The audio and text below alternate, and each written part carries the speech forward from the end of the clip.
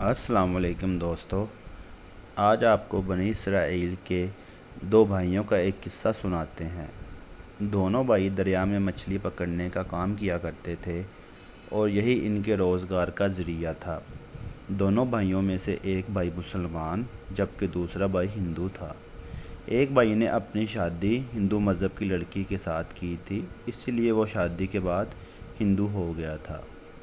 دوستو، جب یہ دونوں بھائی مچھلیوں کا شکار کرنے دریا میں جاتے تو جو بھائی ہندو تھا اس کے جال میں بے شمار مچھلیاں آ جاتی، لیکن جو بھائی مسلمان تھا اس کا جال میں بہت کم مچھلی آیا کرتی، اور جس حال میں بھی وہ تھا پھر بھی وہ اللہ کا شکر ادا کیا کرتا۔ ایک دن مسلمان بھائی کی بیوی چھت پر گئی تو اس کی نظر اپنی دیور کی ہندو بیگم پر پڑی، تو اس کے زیور اور اس کے بہترین لباس کو دیکھ کر پریشان ہو گئی، اور اس کے دل میں بھی وسوسہ پیدا ہوا کہ کاش میرے پاس بھی اتنے پیسے ہوتے کہ میں بھی اتنے مہنگے زیور اور کپڑے خرید سکتی۔ تو کافر کی بیوی نے اس کو کہا کہ تو اپنے شوہر کو اس بات پر آمادہ کر لے کہ وہ میرے معبود کی یعنی کہ بت کی پوجا کرے، تو وہ بھی اسی طرح مالا مال ہو جائے گی۔ یہ سن کر مسلمان کی بیوی تھوڑی سی غمزدہ ہوئی، تو جب اس کا شوہر گھر آیا تو اس نے بیوی کا حال پوچھا کہ تم اتنی غمزدہ کیوں ہو؟ تو اس کی بیوی کہنے لگی، یا تو مجھے طلاق دے دو، نہیں تو اپنے بھائی کی معبود کی پوجا کرو۔ اس کا خاوند یہ سن کر حیران ہو گیا۔ اس نے اپنی بیگم سے کہا کہ خدا کا خوف کرو، تم یہ کیسے باتیں کر رہے ہو؟ اس کی بیگم نے کہا، تم باتیں مت بناؤ، میں اب ایسی زندگی نہیں گزار سکتی۔ اپنے بھائی کی بیگم کی طرف دیکھو، وہ کتنی شاہانہ زندگی گزار رہی ہے۔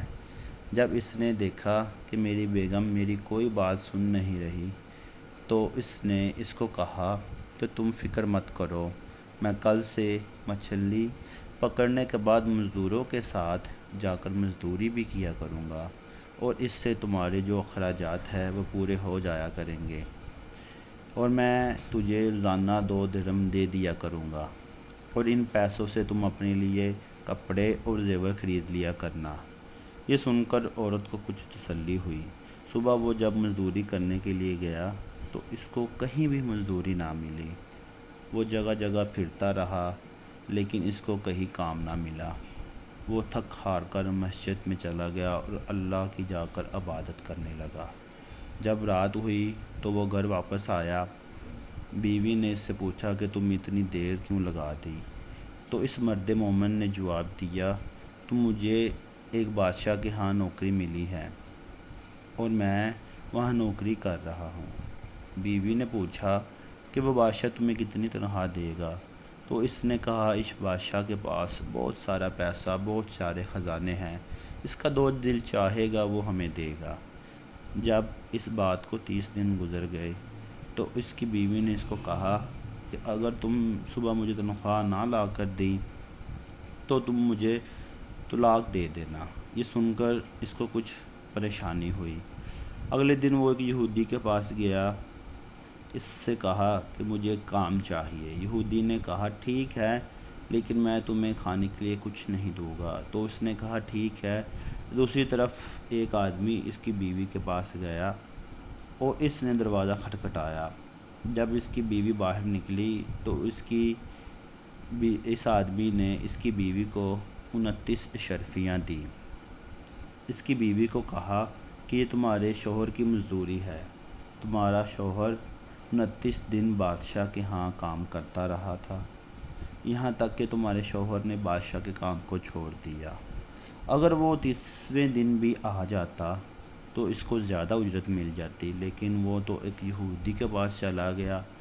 اگر وہ مزید بادشاہ کا کام کرتا تو بادشاہ اس کو مزید اجرت دیتا، لیکن یہ لو 29 اشرفیاں۔ اس کے بعد وہ عورت ایک اشرفی لے کر بازار سنار کے پاس گئی۔ جب سنار نے وہ اشرفی دیکھی تو 1000 درہم اشرفی کی قیمت عورت کے حوالے کر دی۔ جب شام کو آدمی یہودی کی مزدوری کر کے گھر آیا تو عورت نے اس سے پوچھا کہ تم آج کہاں تھے؟ تو اس نے جواب دیا، میں آج ایک یہودی کے پاس کام پہ تھا۔ تو اس کی بیوی نے اس کو بادشاہ کے اشرفیوں والا واقعہ سنایا، جس کو سن کر وہ بے ہوش ہو گیا۔ جب وہ ہوش میں آیا تو اس نے کہا کہ افسوس، میں نے بادشاہ دو جہاں کی خدمت کا حق اپن لازم نہ کیا۔